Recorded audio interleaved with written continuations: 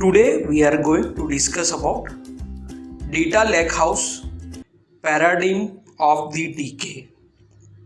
What is data lakehouse? Data lakehouse is a new term in a data platform architecture paradigm.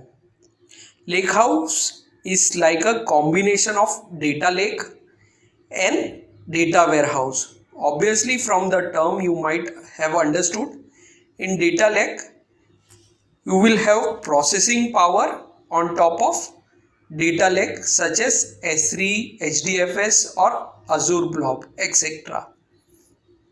So as you can see in the image, we have audio, video, structured data and unstructured data goes to data lake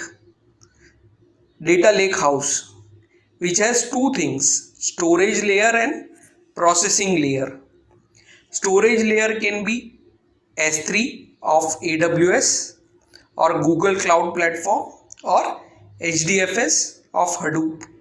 Processing layer can be Delta Lake, Apache Drill and so on.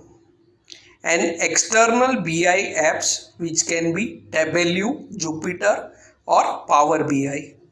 In other words, if you don't have to load the data into any of the data warehouse to process and get the analysis or business intelligence requirement done, you can directly query the data underlying in your data lake made of object storage or Hadoop. This method decreases the operational overhead of data pipeline and maintenance.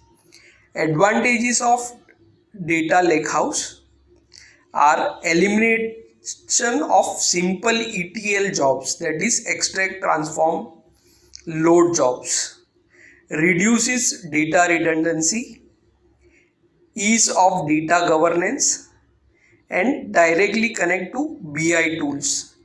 And the last advantage is cost reduction. So that's all about data lakehouse paradigm of the decay. See you in the next video.